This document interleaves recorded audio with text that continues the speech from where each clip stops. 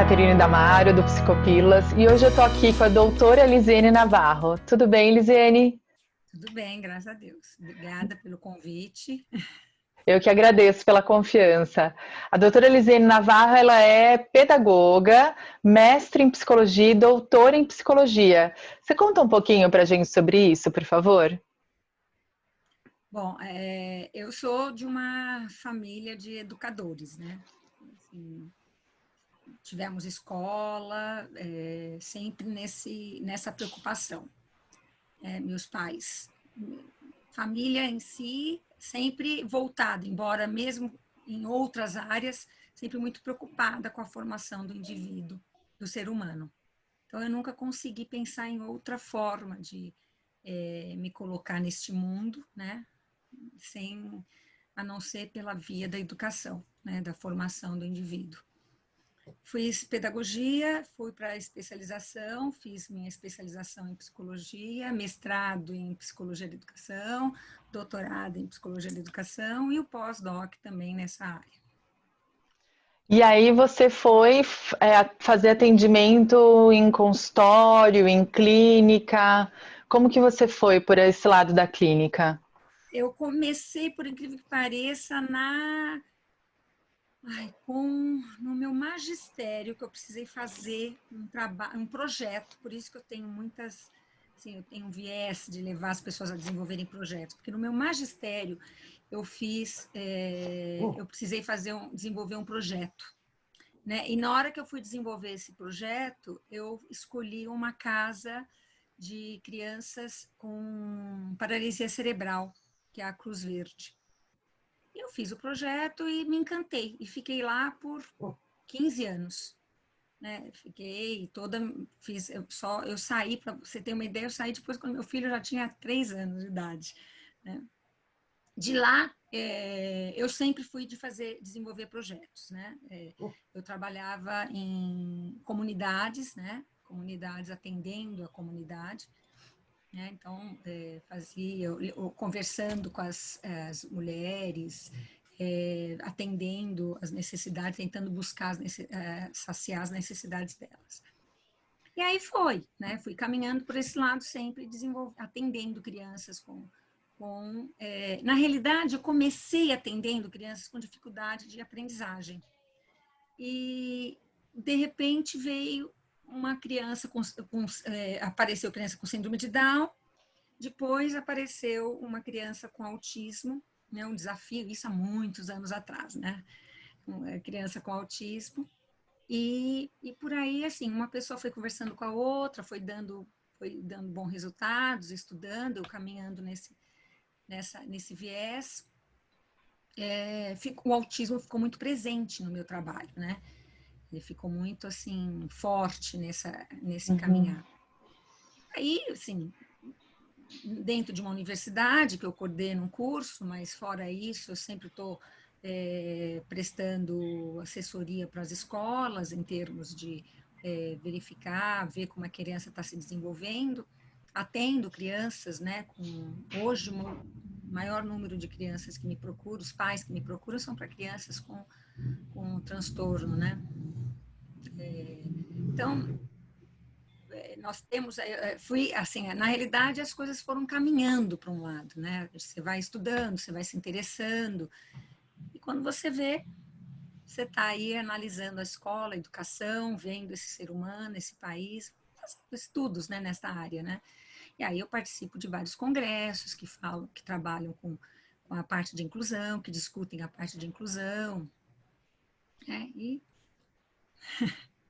o Você tem caminho. um, você tem um trabalho muito forte com a clínica É, e, e é um trabalho muito importante para a comunidade que você atende, realmente muito importante.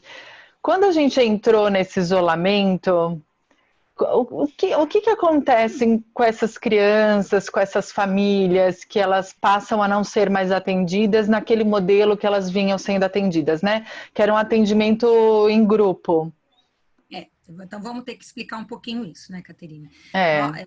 Você também fez parte desse grupo, nós atendemos dentro da Universidade Paulista, nós temos um projeto de extensão, o qual os alunos, tanto do curso de pedagogia como de curso de psicologia, se unem para desenvolver um trabalho aí com crianças, a princípio também, a princípio era com dificuldade de aprendizagem, né? E como, assim, é uma comunidade na região, na micro-região de Osasco, que pega Carapicuíba, Itapevi, Santana de Parnaíba, Barueri, etc., né? Cajamar, dentro desta... então, dentro desse caminhar, nós estávamos atendendo crianças com dificuldade de aprendizagem e tem uma carência muito grande em acolher crianças com autismo, né? O transtorno de espectro de autismo. Bom, aí começaram a aparecer, os alunos começaram a trazer, a fazer esta ajuda, né? Esse acolhimento. E aí vem um problema, né? O problema não é só de lá, o problema é geral, na realidade. Quando você fala da educação, o problema da educação ele é tão grave, Caterine, porque o isolamento ele vai reforçar esta diferença que nós temos social, né? Ele reforça essa diferença. Muitas pessoas elas falam erroneamente de que, olha, a pandemia iguala, porque todos estão com o mesmo perigo, todos estão isolados, todos têm o mesmo, né, estão na mesma situação. E, na realidade, a gente esquece que, na realidade, são todos com o mesmo problema, com a mesma situação, mas em diferentes resultados, né? Diferentes ambientes, na realidade. Você vê agora nesse isolamento, nessa pandemia, crianças que estão com escola particular, né? E que estão tendo aulas presenciais, virtuais. Bom, quando você pensa nisso, você pensa assim, para que precisa isso, né? A criança precisa ter um computador, precisa ter um ambiente adequado, precisa ter uma família que apoie, né? Precisa ter uma série de situações que agora você tem que pensar Brasil, né? Assim, crianças no Brasil, tem muitas crianças que estão na escola, né? Se você pensar numa escola particular, a probabilidade da criança conseguir acompanhar é bem maior.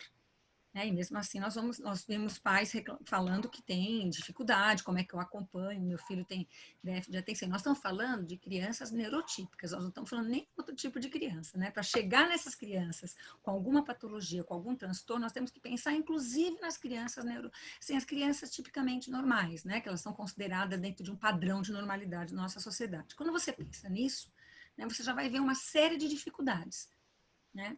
Quando você pensa nisso, você vai ter uma série de dificuldades. Vai pensar assim, a criança, dentro desse padrão, se ela tiver todo um ambiente adequado, se ela tiver um computador, se ela tiver um ambiente para ela poder se concentrar, que não atrapalhe, haja vista agora, olha o que aconteceu, eu estava aqui falando com você, né, o cachorro latiu, etc. Nós somos adultos. Imagina uma criança que está lá no computador e acontece alguma coisa ao redor. Quando você pensa nisso, você começa a ver as diferenças, né? Porque essas crianças vão ter diferenças, vão ter dificuldade. Aí vão pensar naquela que tem computador, mas que não tem um ambiente adequado, né? Que mora em 2 cômodos. E crianças que não têm computador, né? Crianças que precisam do apoio dos pais e que muitas vezes os pais não têm, por exemplo, condições, né? de dar o apoio necessário a essa criança. Independente disso. E aí, vamos lá, né? Você está vendo isso? Então, nós vamos começar a pensar nessas crianças que, de uma certa forma, elas já estão sendo prejudicadas e que o nível, né, socioeconômico já vai estar agravado nessa situação. Quando nós voltarmos, né? Quando nós voltarmos, nós já vamos ter que pensar como é que vai ser, como elas vão voltar, muito diferente uma das outras, condições, já estão se pensando, né? Vai reprovar, não vai reprovar, é justo reprovar, não é justo reprovar, é outra seara que nós teríamos que entrar. Agora, pensemos nessa criança com alguma dificuldade. Não precisa ser autista, não precisa ser nada. Vamos ver uma dificuldade de atenção, déficit de atenção. Né? Uma déficit de atenção. Pronto, acabou. Né? Ela não tem. Nós não temos não tem condições dessa criança conseguir ficar 4 horas. Primeiro que não são 4 horas, reduziram essas aulas para 2 horas, né? Então, ela não tem condições de ficar, né? Porque tudo se distrai, ela não tem como concentrar. São várias imagens dentro do computador, né? São várias crianças, ela está olhando várias crianças no computador. Então, como ela vai se concentrar olhando os colegas todos lá em determinadas situações? Então, ela tem várias situações que a disperse, né? Onde ficam os professores de apoio, né? Nós temos as crianças, quando elas estão na escola, elas têm um professor de apoio por direito legal. Daí você olha nesses acompanhamentos, eles continuam presentes, mas eles estão presentes para quê? Né? Qual é a função deles se eles não estão do lado da criança? Né? Qual é essa função deles? Eles não estão do lado da criança. A função deles, pelo que eu tenho observado, o professor está dando aula e eles estão, como o professor está muito preso lá na aula, no conteúdo, naquilo que ele está falando, na situação, o professor de apoio ele está olhando as crianças para ver se elas estão acompanhando, se elas estão se dispersando, e aí ele comunica ao professor qual é a criança que está dispersa, qual não, e o professor ele entra e chama, né, a criança de volta para a sala. Tá bom. Aí, bom, vamos entrar numa assim, nós temos assim assunto para várias coisas, né? Porque como ele chama a atenção da criança, como é que ele está invadindo um espaço, aí tem, bom. E a criança com transtorno, né? Uma criança, vamos ver, uma criança com espectro autista. Como é que ela vai acompanhar? Já está aí, nós entramos num espaço extremamente delicado, porque ela não tem como acompanhar. Já tem dificuldade de acompanhar presencialmente, estando na escola, né? Imagina nesse outro contexto que a gente está inserido agora. Qual é? O pai, a mãe vai conseguir acompanhar a criança? Vai conseguir segurar a criança do lado? A mãe vai falar para a criança prestar atenção? Como é que vai ser adaptada a aula, né? Na realidade, como é que você trabalha com essa criança? Não tem, nós temos aí, vai começando a aumentar, né? A diferença, o espaço, né? Entre uma criança, assim, essa igualdade, ou que deveria, esse direito, né? À educação, pela Constituição, né? Quando você pensa numa Constituição, que a criança, o cidadão, ao nascer, ele tem um direito de educação. Isso é um direito nato, né? Não é, e na Constituição em nenhum momento ninguém fala, né? O direito é da criança neurotípica ou a criança com alguma dificuldade ou não. Não fala, na Constituição fala o direito de ir e vir, de educação, do desenvolvimento, né? Ela fala do geral. Então, quando uma criança nasce, independente de que situação ela esteja, crença, raça, etnia, ela nasceu naquele país, ela já é uma cidadã com direitos, né? Só que esses direitos, para eles serem efetivados, eles precisam ser adequados à condição de cada criança, né? Eu preciso olhar a condição, o que essa criança precisa para aprender. Porque se eu sou uma cidadã e se eu tenho direitos, eu preciso que esse meu direito seja validado. Validade. Para ele ser validado, alguém precisa olhar e falar, peraí, para ele ser validado, o que você precisa? Então, vamos lá, né? Você vê transporte, adequando o transporte para as pessoas cadeirantes, as cegas, as surdas, o que seja, né? Você está olhando, você vê toda a adequação de uma sociedade para aquela criança, para aquela pessoa que nasceu e ela precisa ter aquele direito garantido dela. Na educação é a mesma coisa. Eu preciso garantir essa educação da criança. Então, eu preciso ver o que ela precisa para ela ser desenvolvida, né? Para ela poder agir dentro de uma sociedade, para ela poder desenvolver, ela poder ser, né? Ser, na realidade é isso, né? Eu costumo dizer muito isso. Quando a gente fala ser, aí às vezes uma pessoa fala, mas ela não é? Ela é. Mas você só efetiva esse ser na sua ação. Né? Você tem que efetivar esse ser, né? Eu efetivo na minha ação, na minha fala, na minha produção. E aí, como é que eu vou fazer isso, né? Aí o ambiente todo tem que ser adequado. Então, nós temos uma lacuna enorme nesta situação. Entra uma lacuna educacional enorme, não adianta. Nós temos, assim, problemas enormes acontecendo com o isolamento. Né? Problemas que, assim, eu não sei como nós vamos resolver isto. Na verdade, você pode ter várias ideias, né? Mas isso só vai ser posta em prática se houver uma política governamental forte em relação a isso. Não adianta eu falar, olha, tem que ser dessa forma, ou tem que ser daquela, se não tiver um apoio. Porque essas crianças voltaram à escola, agosto, setembro, não sei quando vão voltar, né? Depende aí. E como é que elas vão ser recebidas pela essa escola? Né? Não pode ser recebida da mesma forma, né? Porque elas não estavam de férias. Né? Elas estavam em outra situação. E situação que nós não sabemos o quanto aquilo afetou emocionalmente a criança, no desenvolvimento dela, né, a parte psíquica dela. Então, como ela vai ser acolhida na escola? Será que alguém está pensando nisso, nesse acolhimento da criança no retorno à escola? Só isso precisa. Né? Porque as coisas, nós temos aí índice de violência familiar que aumentou. Né? Aumentou a violência para a mulher, e óbvio, se aumentou a violência da mulher, aumentou para os filhos, etc. Né? A violência entrou, se instalou na casa, na família, com esse isolamento. E aí?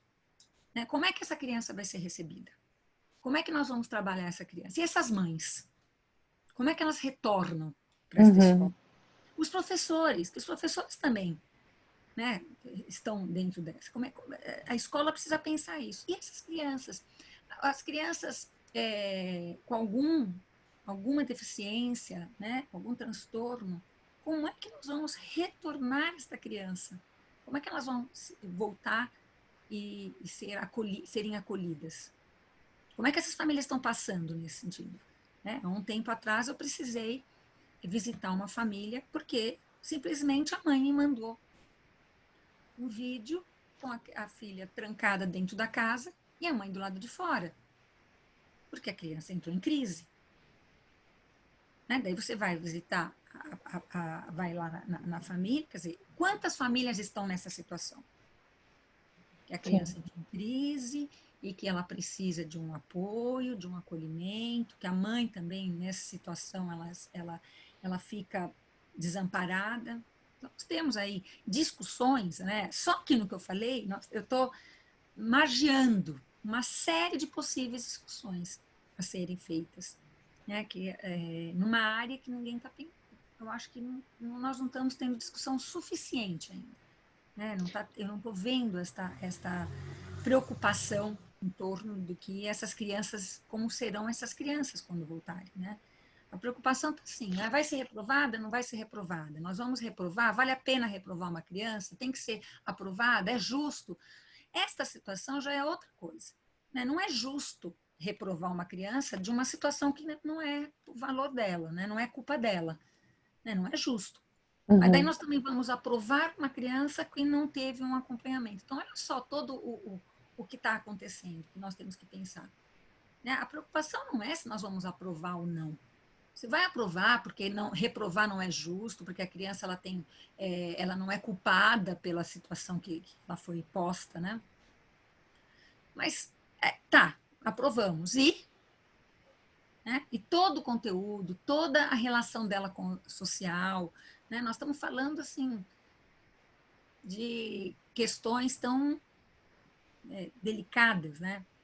Como é que ficam essas crianças que estão com algum transtorno e não teve apoio, né? Se nós estamos falando das crianças que dentro de um padrão de normalidade, que já tem dificuldade, né, nesse tipo de aula, né, nesse estilo de aula, vamos pensar agora em outras crianças, como é que elas estão sendo trabalhadas e como elas serão desenvolvidas. E que tipo de acompanhamento fazer, né, nesse retorno? Independente da aprovação ou não aprovação, né, um trabalho de acompanhamento tanto das crianças que têm só uma dificuldade, quanto das crianças com uma psicopatologia mais importante, né, mais grave, e mesmo das outras crianças, né, que não apresentam quadros assim. Como você disse, está sendo pouco discutido. E aí, como a gente poderia fazer para ampliar essa discussão, de repente, para que isso fosse visto, fosse ouvido, fosse falado? Porque, enfim, é necessário, né? Se vai voltar em agosto ou só no ano que vem, seja como for, precisa ser visto. Porque, assim, é uma situação atípica, ninguém tem conhecimento prévio para poder, né, tipo, de uma experiência, de coisa que já viveram, então vamos tentar aplicar isso de novo, não tem, é tudo novo, né? E como ampliar essa discussão? A primeira coisa é isso que você está fazendo, né? É abrindo essa discussão para a população. Né? Não tem outra forma, né? Eu acho que a rede social é um meio muito forte de chegar à população. Tem o lado positivo e tem o lado negativo, né? Quando tem aí discussões fortes sobre redes sociais, mas tem também como você atinge a população, né? É pela rede social, né? Por conversa, é você atingindo o maior número, as pessoas ouvindo, pensando, levando as pessoas a pensarem sobre isso, fazendo grupos de discussão, né? A melhor coisa é isso. Na hora que uma pessoa escuta, ela para refletir sobre aquilo, né? Você precisa levar a população a parar e pensar sobre esta situação.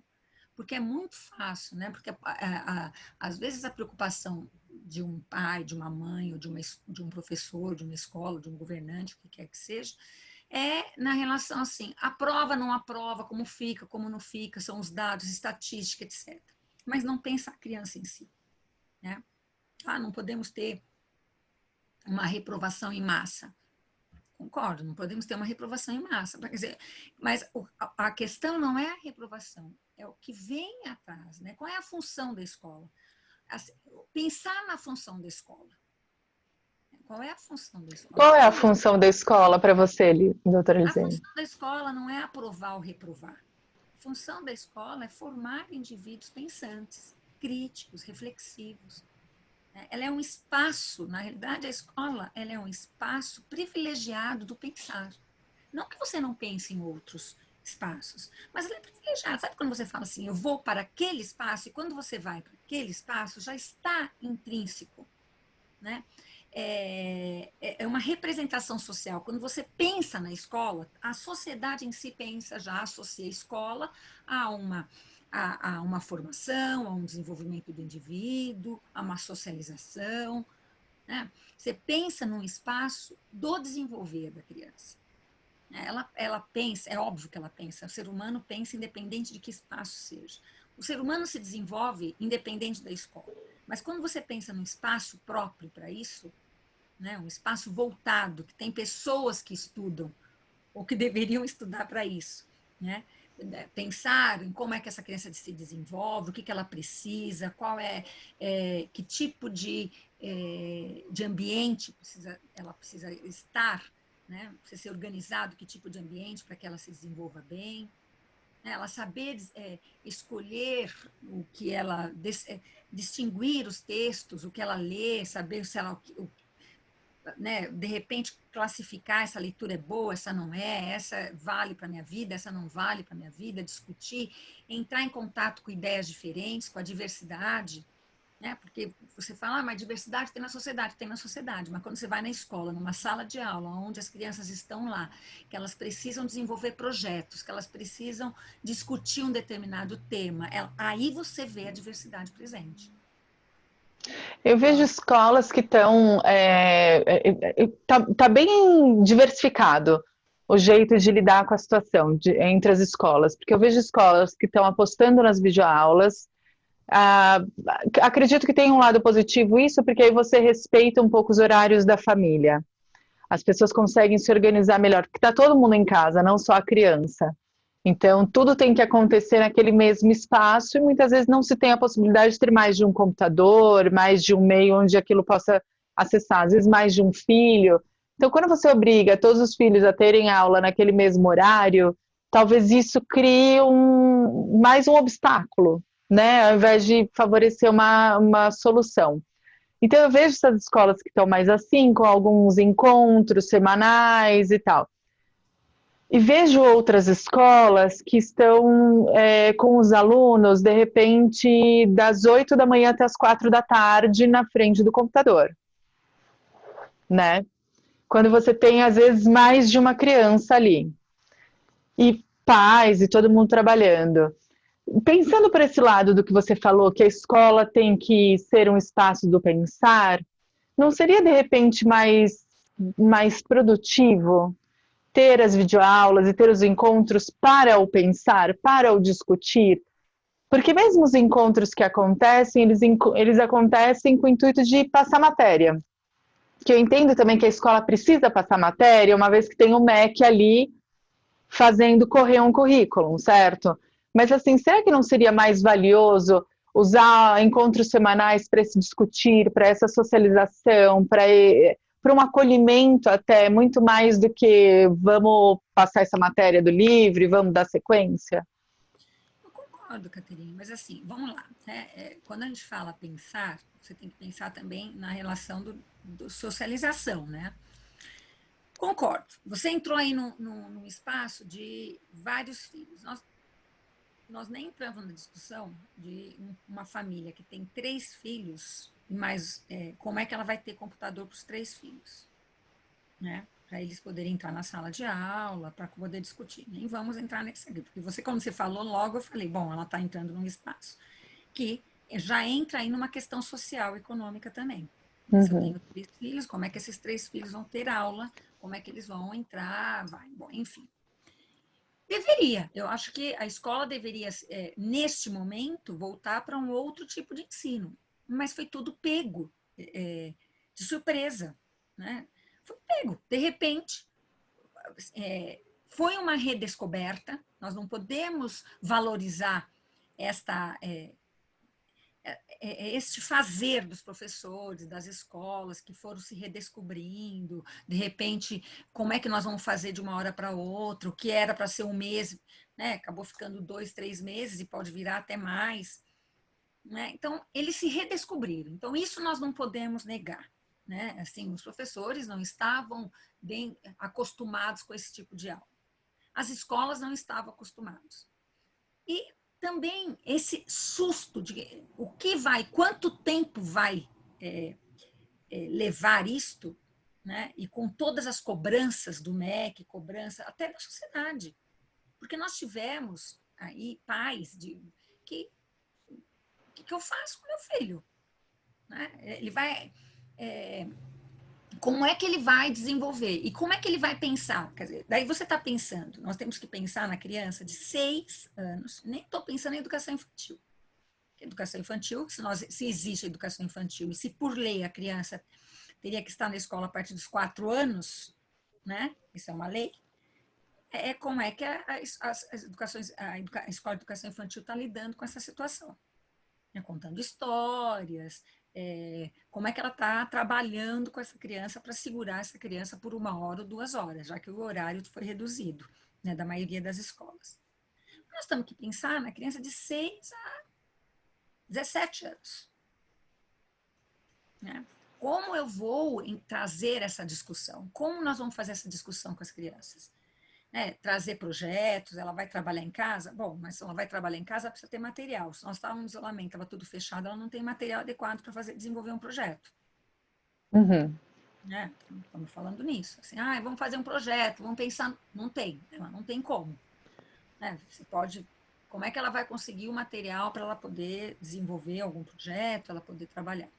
Então ficou tudo muito superficial. A educação ficou superficial, a vida ficou superficial. Se você for analisar, a vida ficou superficial. Você não tinha, a intensidade ficou dentro de casa, né? Naquela relação familiar intensa. E aí, se a relação é boa, ótimo. Se a relação não é boa, conturbou mais ainda a situação. A criança no meio, sem entender essa situação toda, com uma energia enorme, porque ficar na frente do computador, uma coisa é ela ficar o dia inteiro no computador brincando, porque é um desejo dela, né? Porque assim, o aprender requer um desejo. A criança fica o dia inteiro no computador, porque é um desejo dela, todo o atrativo dos jogos, o desafio dos jogos, que deveria ser na escola também, né? A escola devia ser desafiadora. A escola deveria desafiar a criança, ela querer entrar para ela poder responder, para ela poder fazer, mas reinventar essa escola. Só que agora ela não é um jogo. Ela tem que ficar na frente de um computador, olhando o professor trabalhando com a criança, ela com vários estímulos, né? Assim, olhando todos os amiguinhos dela lá na frente do computador, né? O estímulo na casa dela, né? Ela tem lá o cachorro que está correndo, o brinquedo que está aqui, né? A mãe que está lá, o pai que está não sei aonde, o irmão que está... Quer dizer, todo o estímulo da casa, ela tem que prestar atenção. Quer dizer, nós estamos pedindo para a criança algo que nem nós temos, que nem nós conseguimos ficar muito tempo. Né? Você fala, nossa, eu estou cansada. Eu costumo falar muito isso. Eu falei assim, você não cansa? Você está numa sala de aula, você precisa se mexer, você precisa andar, às vezes você levanta para tomar um café, você vai pegar um copo d'água, tudo é motivo para você dar uma espairecida. E aí você segura uma criança na frente do computador. Aí você tem, né? Aí, olha só, assim, o problema é tão grande, Caterina, né? Assim, na verdade, a gente teria que fazer vários encontros para a gente discutir isso, né?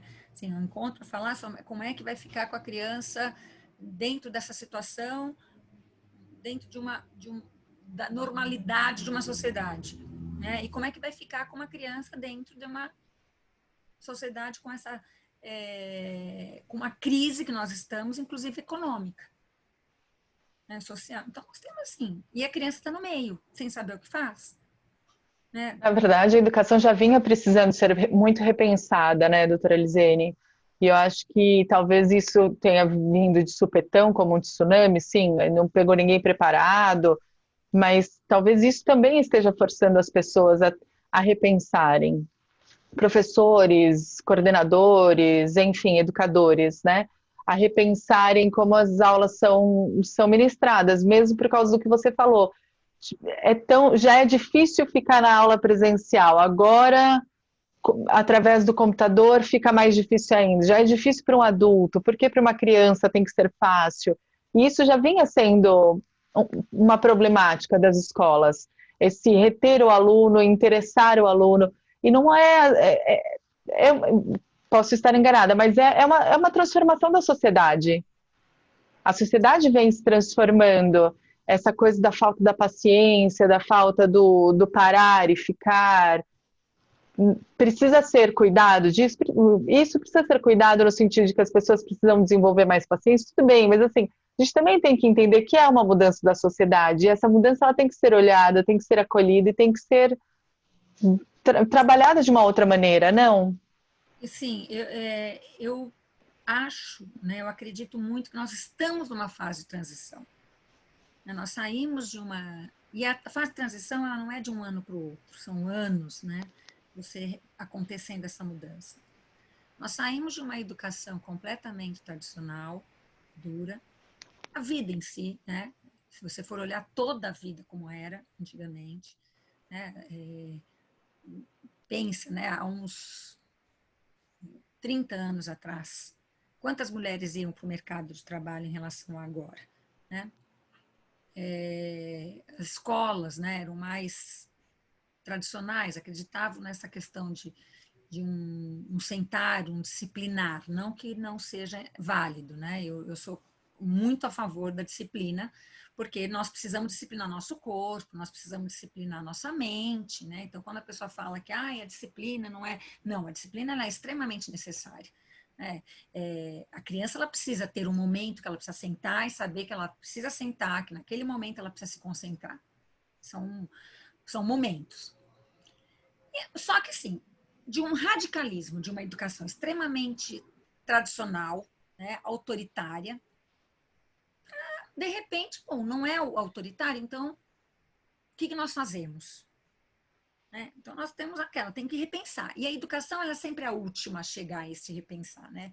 Porque para chegar na educação, ser a primeira, precisaria ter políticas, precisaria ter intelectuais muito presentes nessa área da educação, né? Aí você fala, mas não tem política? Tem. Nossa política, se você for ler toda a LDB, como ela é fundamentada, ela é maravilhosa. O problema é o quanto os profissionais estão formados para entender esta LDB, para entender o que está por trás dela. Então, nós temos um momento, nós estamos caminhando, né? Nós precisamos caminhar para ver a educação ideal, que não é a educação do Brasil, não é a da Europa, não é a dos Estados Unidos, é a do Brasil. Né? Ela tem que pensar quem são essas crianças, como elas são, quais são as características, como é o perfil do nosso país, né? E aí começarmos a pensar como tem que ser essa educação, porque não adianta eu espelhar a educação em países que têm muito mais tempo, que têm vivências, que têm experiências, que passaram por guerra, que passaram por uma série de situações que levaram as pessoas a redefinirem a sua forma de viver e pensar.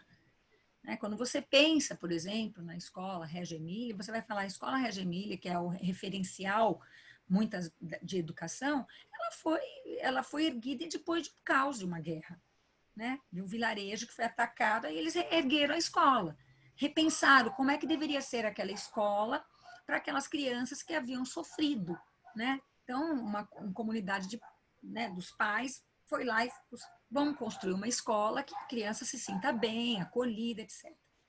Então, nós não podemos pensar em nos reportar. Claro que ela serve como referência, mas na hora que eu trago para cá, eu preciso trazer a nossa realidade. Né? Quem são os brasileiros? Quem são essas crianças? Né?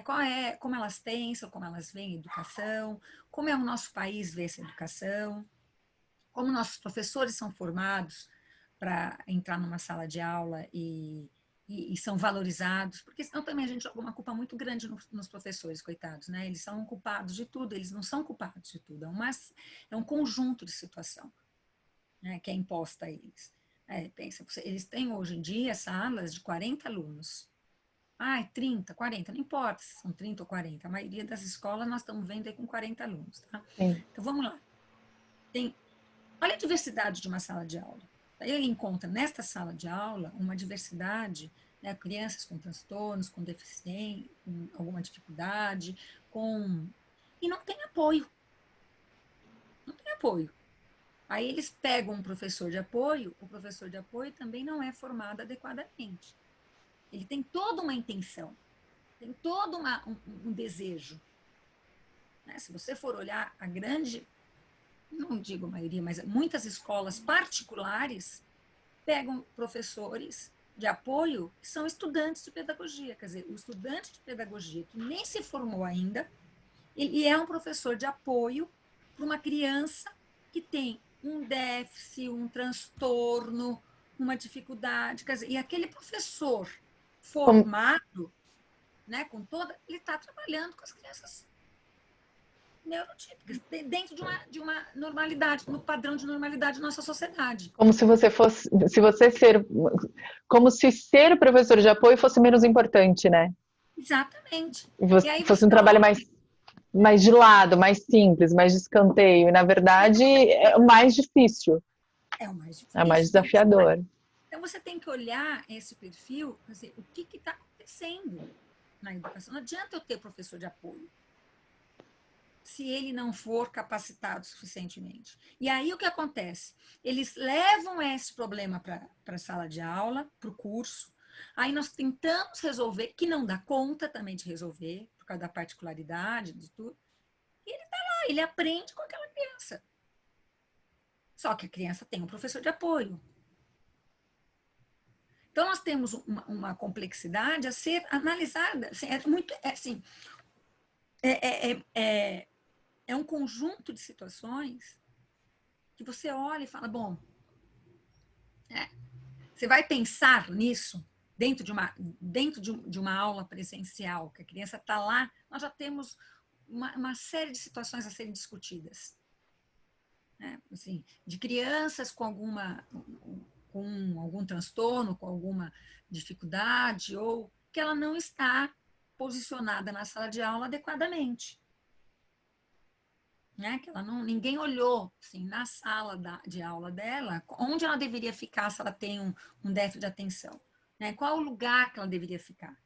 Se ela tem algum transtorno, onde ela deveria ficar? Que tipo de trabalho eu tenho que fazer com essa criança?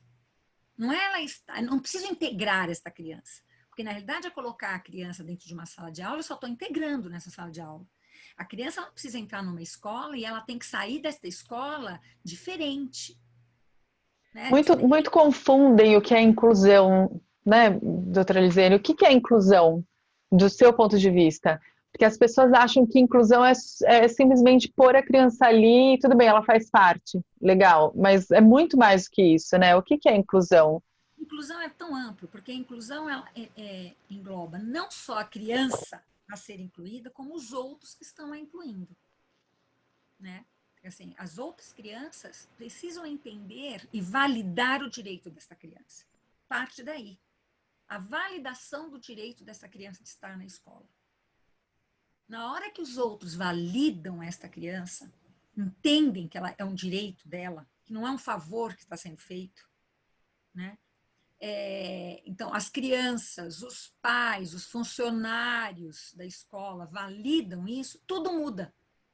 Porque se ela tem direitos, e se eu entendo esse direito dela, eu começo a ver como é que eu posso fazer para ela ser inserida. Incluir é fazê-la participar.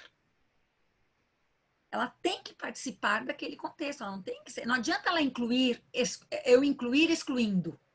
Ela está dentro da sala de aula, mas ela está excluída num canto, à parte, não está envolvida. E eu não estou dizendo que seja uma realidade de muitas escolas, eu estou falando o que acontece.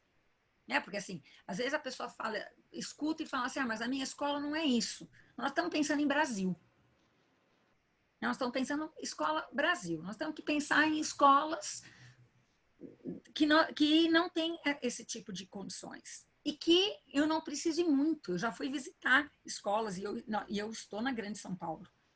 Se na Grande São Paulo eu fui visitar escolas que a inclusão é excludente, Excludente.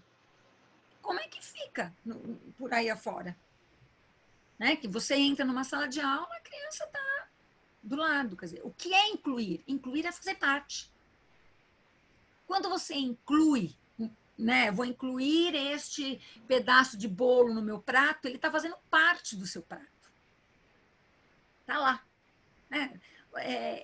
A criança ela precisa fazer parte daquilo. Fazer parte tem os dois lados. Nós pensamos na criança, mas nós não pensamos em todo o outro ambiente a qual ela está pertencendo, que precisa validar essa participação dela. Porque daí ela está saindo na sala, ela vai embora mais cedo, ela não encontra com os outros pais, com as outras crianças. Eu nem estou falando se é certo ou errado isso, eu estou entrando num outro mérito. O mérito é assim, de ela não fazer efetivamente parte. Dos pais falarem, olha, aquela criança atrapalha meu desenvolvimento do meu filho, porque se ela não estivesse na sala, meu filho estaria mais desenvolvido. O professor, por sua vez, fala, nossa, eu não consigo desenvolver, atender o conteúdo adequadamente, porque eu tenho uma criança que tem síndrome de Down, outra criança que é assim, outra criança que é assado, uma que é déficit de atenção. Ele justifica com as patologias ou as dificuldades da criança o não conseguir atender aquele conteúdo. Então, a criança, como é que você está incluindo aquela criança? Se ela é parte de uma justificativa do meu, eu não diria da minha incompetência, porque aí é muito forte, ficaria muito pesado, mas do meu não cumprimento. Né? Se eu tenho que cumprir um programa, e aí eu falo não consegui cumprir, porque o Joãozinho, a Maria, ou o Pedrinho, ou sei lá eu quem, está aqui e eu preciso dar uma atenção especial a ele. Ou ele tumultua a sala, ou ele, na hora que eu estou dando uma aula, ele atrapalha. Quando eu falo isto, inconscientemente, eu não estou validando a presença daquela criança. Inconscientemente, eu estou excluindo aquela criança da sala. É como se ela não estivesse aqui, eu conseguiria cumprir. Então, nós temos um problema, sim, muito grande na relação a tudo, né? Nós estamos falando, olha aí, nós começamos falando do isolamento, estamos no presencial e a coisa vai. Porque se nós temos uma relação já complicada no presencial, agora imagina no isolamento. Quando elas voltarem, como é que elas vão ser aceitas, as crianças? Como é que elas vão ser acolhidas? Como é que elas vão ser incluídas nesse grupo? Isso já é um processo de adaptação intenso. Quando você tem um feriado ou férias, imagina esse período todo. Esse período todo já. Porque assim, as férias, quando você chega nas férias, a visão é outra. Né? São outras características. Acabei a aula, conteúdo, deu, acabou, fechei a matéria, foram para as férias. Como é que é o retorno das férias? Como vocês foram de férias, passearam, não passearam, discutiram? Não teve. Não são férias. Né? Não posso discutir como vocês foram de férias, porque não foram férias. Então, nós temos aí uma complexidade de... eu tenho que pensar como é que essas crianças ficaram, desenvolveram, como é que elas estão, a cabeça dela, como é que elas entendem essa pandemia, como é que elas viram isso. Tem pais que reconheceram o valor do isolamento, tem pais que não reconheceram esse valor do isolamento, falam, não tem necessidade. Então, é isso. Como é que nós vamos trabalhar? Como é que elas vai retornar? Na realidade, Caterine, eu acho que esta nossa conversa é mais um convite para várias outras conversas. Né? Porque nós estamos, assim, andando para vários braços, abrimos vários braços, né? Da relação do isolamento, da educação em si, de como é o retorno, da formação dos professores, do professor de apoio. Nós entramos em vários espaços que caberia depois nós falarmos diante disso, né, diante deste começo, dessa primeira nossa fala, nessa primeira discussão, abertura, aí nós vamos falar somente sobre, então, o isolamento, porque assim, a discussão de primeira é tão ampla, né, o desejo de falar sobre a educação é tão grande, e tudo que está acontecendo, uma necessidade de a gente discutir isso e trazer à tona algumas lacunas existentes na educação, que não cabe, né? Não cabe, de repente, você filtrar. Mas vamos fazer mais conversas, com certeza, porque é fundamental. É importante para esse momento que a gente discuta essas coisas mesmo. Porque precisa a gente, de repente, entender todo esse processo da educação. Né? Como é que vai, como é que... Assim, caminhar, fazer um traço, né? De repente, assim, o que está acontecendo na educação hoje e para onde ela vai. Porque a educação tem que ser... Agora a gente tem que ver, depois desse isolamento. Aliás, nenhum ser humano vai ser igual depois desse isolamento. Né? Não é que não vai ser igual. É que as pessoas falam, ninguém vai ser igual. Não, abriu, vai se encontrar, mas a relação é uma marca histórica. Ficou. Né? O mundo vai lembrar que teve um momento de uma pandemia, que foi mundial, que as pessoas se isolaram, foi necessário o isolamento, que o comércio fechou e que teve aí uma crise muito grande, social, econômica, Emocional, todo tipo de emocional. crise, né? Então, isso é uma mudança muito grande. Isso ficou para a história. Né? Sim. Não tem como você ignorar isso. Agora, você tem que pensar, os grandes países, né? Quando você pensa nos países que sobreviveram e que se reergueram depois de uma crise, eles investiram na educação. Né? Eles investiram na educação. Porque, quer queira, quer não, estas crianças que estão aqui hoje, daqui 10 anos, 15 anos, elas estão no mercado de trabalho, produzindo. Né? Falando de uma criança de 6 anos, daqui 10 anos, 16 anos. Né? Jovem aprendiz. Né? Então, você vai falar uma criança de 10 anos, daqui 10 anos está com 20 anos. Então, nós estamos falando assim de... não é longo prazo. Essas crianças a curto prazo, né? Vão estar aqui no mercado de trabalho. Né? E qual é a visão dela, a formação? O que está acontecendo em termos de responsabilidade, olhar dela para o mundo? Isso precisa ser trabalhado. Né? Uma sensibilidade dela para a relação que está acontecendo no mundo. Então, eu acho que a gente precisa aí começar a fazer discussões profundas de mudanças na escola, na postura, nesta formação dos professores, uma relação multidisciplinar, né, para essas escolas. Quem vai dar apoio, né? Esse seria um momento, né? Tem conversa para as mulheres, conversa para os pais, um momento de roda de conversa para eles poderem falar o que aconteceu, conversa com os adolescentes para eles poderem discutir, falar as ansiedades deles. Nós estamos tendo casos grandes de depressão, grande, porque, nossa, assim, se você for olhar as crianças, assim, entre 16 e 20 anos, o nível de depressão aumentou. Então, qualquer pessoa que já tinha uma predisposição, né, uma fragilidade para encarar uma crise, né, isso é uma questão psicológica, né, que veio à tona agora. E já vinha aumentando, né? Mesmo antes do isolamento, a gente já vinha vendo esses índices aumentarem da depressão entre os adolescentes, entre crianças, que é alarmante, né? É alarmante você, assim, aí quando a gente entra no isolamento, claro que tudo isso vem à luz e acentua e fica mais contundente, mas a gente já vinha tendo que lidar com isso. Então, imagina agora o que tem acontecido.